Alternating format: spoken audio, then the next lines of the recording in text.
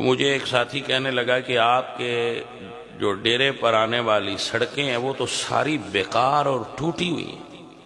تو میں نے کہا اللہ کرے یہ اور ٹوٹ جائیں، بالکل خستہ ہو جائیں جیسے پہاڑی علاقوں میں ہوتی ہیں، یہ ایسے ٹوٹ جائیں۔ کہنے لگا ایسا کیوں کہتے ہیں؟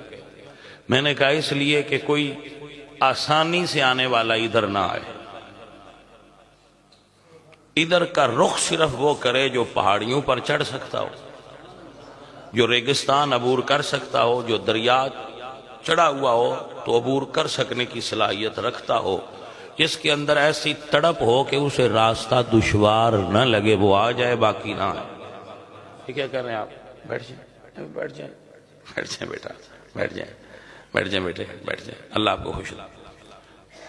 تو یعنی ہم چاہتے ہیں کہ جو دشواریوں کو برداشت نہیں کر سکتا وہ ادھر نہ آئے، کہ جی میں گزر رہا تھا سوچا ملتا جاؤں، ایسے ملنے سے ہم بھائی دور ہیں۔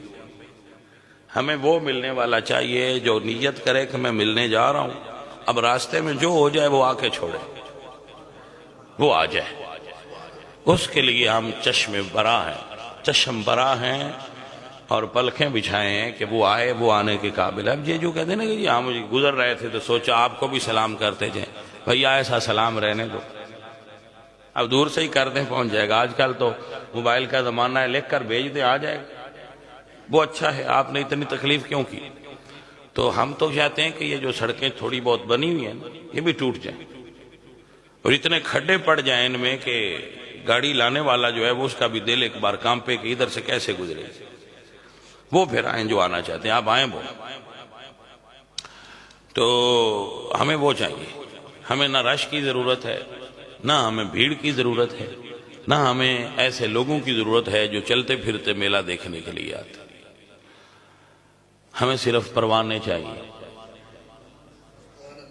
ہاں جی، تو بھائی ہم تو ایسے ہیں، اور آپ سے بھی یہی التماس ہے کہ یہ جو فلاں مولوی صاحب یہ فرماتے ہیں، فلاں پیر صاحب یہ فرماتے ہیں، فلاں شیخ صاحب یہ فرماتے ہیں، فلاں مرید صاحب یہ فرماتے ہیں، تو بھائی ہم آج کل کے فرمانے والوں سے تھوڑا اوپر ہیں، جو اعلیٰ حضرت فرماتے ہیں ہم اسی پر کھڑے ہیں، تحقیق جدید سے دور ہیں، پرانے مسائل پر بات کرنے والے ہیں اور اس کو فالو کرنے والے۔ اللہ کریم آپ سب کا حامی و ناصر ہو۔ اور میں دوبارہ دیگر کہوں گا کہ ہمیں محافل نعت میں نہ بلایا کریں، ہمارا مزاج ایسا نہیں ہے کہ محافل نعت ہو ہم بیٹھیں اور دھما دھم سنیں، تو ہمارے مزاج میں وہ چیز شامل نہیں ہے۔ کوفت ہوتی ہے، عجیب و غریب باتیں پڑھتے ہیں، عجیب و غریب کام کرتے ہیں، تو پھر وہ بڑا عجیب فیل ہوتا ہے، ثواب کی بجائے، سکون کی بجائے طبیعت میں عجیب بے چینی اور بے کیفی پیدا ہوتی ہے، تو پھر ایسی جگہ پر رہنے اور بیٹھنے کا کیا فائدہ؟ تو اس لیے التماس گزار ہیں کہ آپ اس چیز سے ہمیں دور رکھیں، اور اہل سنت سے بھی التماس ہے کہ ان جھگڑوں سے اپنے آپ کو دور رکھیں اور دین کا کام کیجئے، دین کے ساتھ رہیے۔ اللہ آپ کا حامی و ناصر ہو۔